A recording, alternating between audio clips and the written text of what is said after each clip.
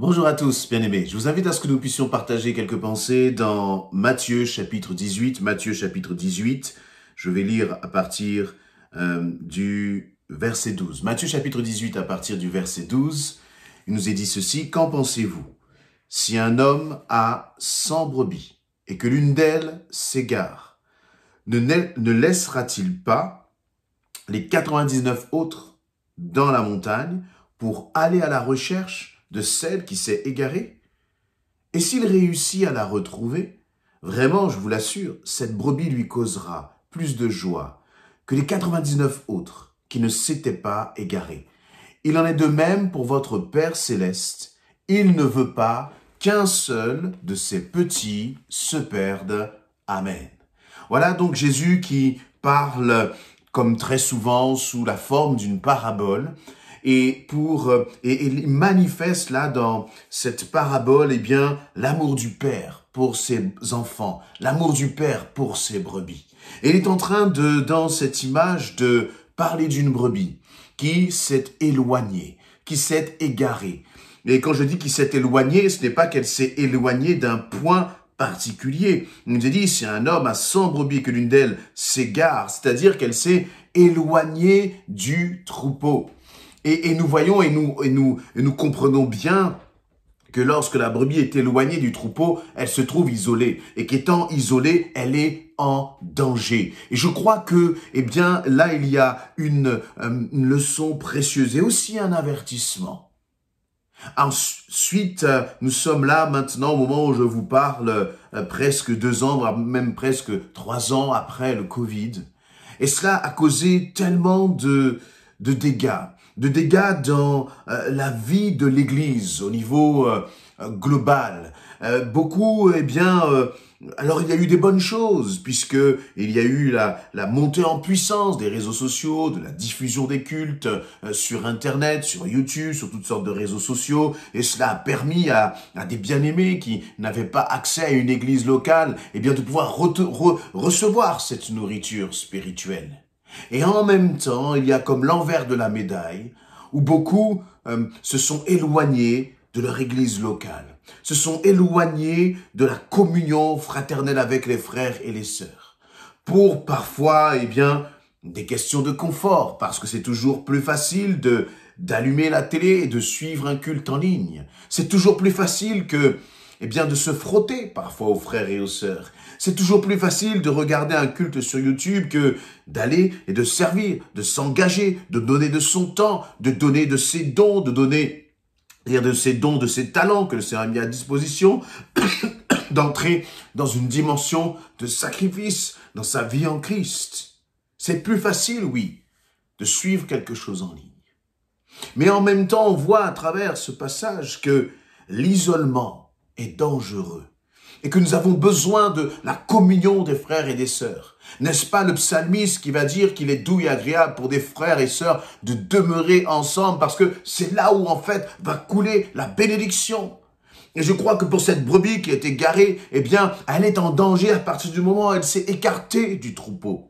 À tel point que le père, voyez, le berger, il va laisser les 99 pour aller chercher celle qui s'est égarée. Pourquoi? Eh bien, les 99, elles sont ensemble. Étant ensemble, elles peuvent s'encourager. Elles peuvent peut-être dire à une autre qui voudrait avoir tendance à s'égarer, attention, reste avec nous, ne t'écarte pas, ne t'éloigne pas. Elles vont pouvoir veiller l'une sur l'autre. Et comme toi, tu as besoin aussi de veiller sur les autres, et les autres ont besoin de veiller sur toi. Et je crois que c'est extrêmement important, surtout dans ces temps de la fin, dans ces temps où la mentalité de ce monde est de plus en plus prégnante, impacte de plus en plus l'Église, parce que, eh bien, nous vivons dans une société où nous avons besoin de nous mettre en résistance à toute la pensée de ce monde et continuer d'être renouvelés dans notre intelligence, comme le dit l'apôtre Paul, d'être renouvelés par l'Esprit de Dieu et de ne pas nous conformer au siècle présent.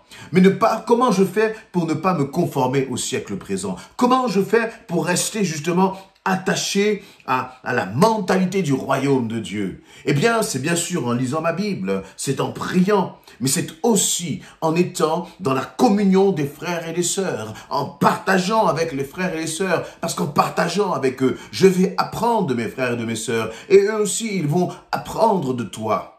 Mais tu as besoin pour grandir, pour rester ferme dans le Seigneur, à t'attacher à l'Église. Je remarque que, par exemple, lorsque Pierre, dans le livre des Actes, va être jeté en prison et qu'il va être libéré de cette prison que d'une façon extraordinaire, d'une façon miraculeuse, la première chose qu'il va faire, la Bible nous dit qu'il va retourner voir Jean appelé Marc. Et puis là, il va frapper à la porte et puis la servante va être tellement étonnée qu'elle ne va pas ouvrir tout de suite. Mais son premier désir, il nous a dit, après réflexion, c'est d'être retourné voir ses frères et ses sœurs en Christ. Parce que c'est de cela dont il avait besoin. N'est-ce pas Paul, l'apôtre, j'allais dire presque par excellence, qui a écrit toutes ces différents épîtres inspirés par le Saint-Esprit. Mais remarquez que les épîtres qu'il a écrits sont des épîtres aux Galates, à l'église de Galate, à l'église de Rome, à l'église de Corinthe, à l'église d'Éphèse, à l'église de Colosse. Paul était un homme attaché à l'église. Et pourtant, il avait eu parfois bien des déceptions, bien des trahisons par des frères, par des sœurs dans ces églises. Mais malgré cela, il est toujours resté attaché à l'église. Parce que l'église, c'est le lieu justement de la communion fraternelle. C'est le lieu du rassemblement où on est béni. C'est le lieu où tu vas en voir des frères et des sœurs, mais qui vont te comprendre. Parce que lorsque tu traverses une épreuve, eh bien c'est un frère ou une sœur qui va t'encourager dans la prière, qui va prier aussi pour toi. Alors bien sûr, ce tableau n'est pas toujours parfait. Il y a parfois des difficultés, il y a parfois des combats, il y a parfois des incompréhensions, des malentendus au sein même de l'Église. Et pourtant, ce n'est pas une raison pour s'en éloigner, parce qu'à chaque fois que tu t'en éloignes, eh bien tu te mets en danger. Tu te mets en danger. Et là, que nous est-il dit justement dans Matthieu 18? Eh bien, c'est que le Père, eh bien, il en est de même pour votre Père Céleste. Il ne veut pas qu'un seul de ses petits se perde. Donc, il étend sa main et pour ramener justement ceux qui se sont éloignés. Et je crois qu'à travers cette parole, c'est exactement ce que le Seigneur veut faire. Si tu es un frère, une sœur qui est bien dans son église, alors je t'invite à prendre cette vidéo et puis à la partager avec un frère, une sœur qui lui s'est éloigné. Un frère, une sœur qui peut-être, quelles que soient les raisons, a décidé de s'isoler. Et peut-être que, eh bien, Saint-Esprit peut parler à travers ce frère, cette sœur, pour l'encourager et lui dire, attention, tu es en danger. Et le Père Céleste, vous voyez, il nous a dit, c'est le Père Céleste. Il ne veut pas qu'un seul de ses petits se perde. Tu as de la valeur aux yeux du Père Céleste. Et le Père Céleste ne veut pas que tu sois en danger. Alors, quelles que soient les raisons. Vous voyez, dans cette parabole, il ne nous est pas donné les raisons pour lesquelles cette brebis s'est séparée, s'est écartée du troupeau. Peu importe la raison, en fait. Ce qui est important, c'est pour le Père Céleste, c'est pour le berger, c'est de ramener cette brebis dans le troupeau. Et toi, peut-être que tu as été blessé, peut-être qu'il y a eu des incompréhensions. Quelles qu'en soient les raisons, reviens au milieu du peuple de Dieu. Et ce que je veux dire aussi par là, c'est que, en fait, il y a une réalité locale à l'Église. Et elle dépasse la réalité virtuelle. Vous voyez, dans le virtuel, on ne peut pas vivre la communion des frères et des sœurs. On peut vivre un bon moment en regardant une vidéo, en écoutant un message, et ça nous aura fait du bien. Mais on ne peut pas vivre cette dimension de communion avec les frères et des sœurs. Vous voyez, et je crois que l'un doit compléter l'autre, mais l'un ne peut pas remplacer l'autre. On peut vivre sans vidéo si on a une église locale.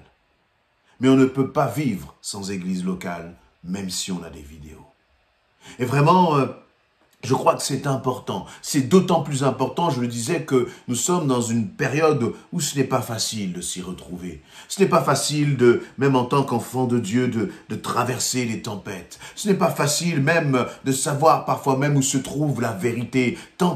Tellement il y a d'enseignements qui sont frelatés, qui ne correspondent pas à la parole de Dieu. Alors, là où tu es, prie au contraire ardemment pour être en communion avec les frères et les sœurs. Et lorsque je parle de la communion, ce n'est pas une communion qui est fabriquée, ce n'est pas une unité qui est fabriquée, mais c'est une unité qui se fait autour de la personne de Jésus-Christ.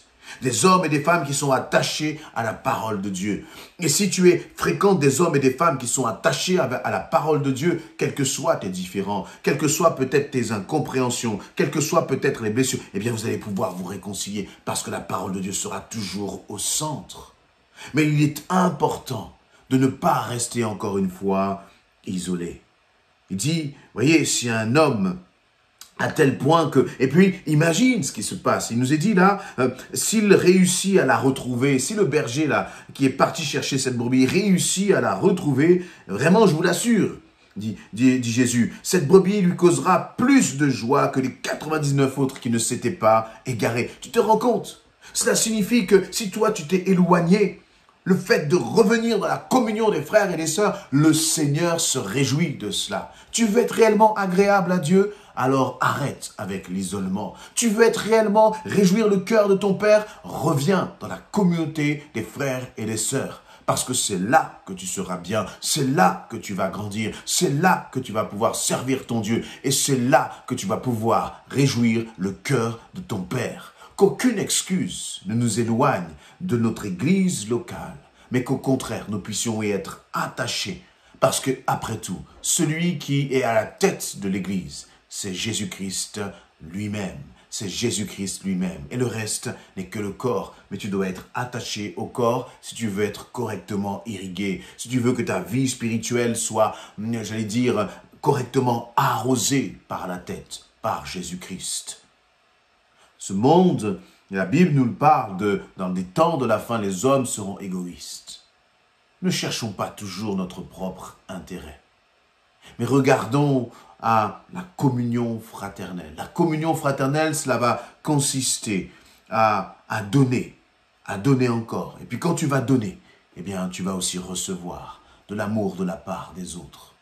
Mais en étant isolé, eh bien je ne crois pas que l'on manifeste le plan que Jésus-Christ a voulu pour ce monde. Dans le livre des Actes, dans Actes chapitre 2, on voit que le jour de la Pentecôte, la première chose qui va se passer, c'est que les 3000 hommes et femmes qui se sont donnés à Christ vont manifester, vivre pleinement la dimension de la communion fraternelle. Et pourtant, cette église n'était pas parfaite, puisque quelques chapitres plus loin, on voit qu'il y avait déjà des dissensions, qu'il y avait des conflits à cause de la distribution de la nourriture aux tables. Mais peu importe. Aujourd'hui, 2000 ans plus tard, l'Église est encore vivante. L'Église est encore debout. L'Église est encore multiple sur toute la surface de la terre. Mais, voyez, elle est attaquée. Et lorsque l'Église est attaquée, eh bien en fait, ce sont les bien-aimés qui se retrouvent isolés. Ne reste pas isolé. Reconnais que tu as besoin des frères et des sœurs. Reconnais que tu as besoin de l'Église locale. Et je crois que là aussi, c'est une preuve d'humilité. Et moi, je suis heureux d'être dans une église locale. Je suis heureux d'avoir des frères et des sœurs. Je suis heureux de pouvoir être encouragé et de pouvoir encourager les autres. Je suis heureux de pouvoir vivre cette dimension d'amour, même si ce n'est pas toujours évident.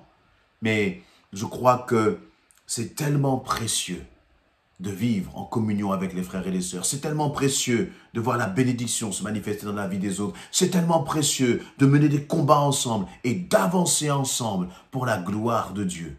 J'aurais été un chrétien si triste, si malheureux d'être seul, isolé. Et je crois aussi que toi, le Seigneur t'appelle à revenir dans la communion fraternelle, dans le nom de Jésus-Christ. Amen.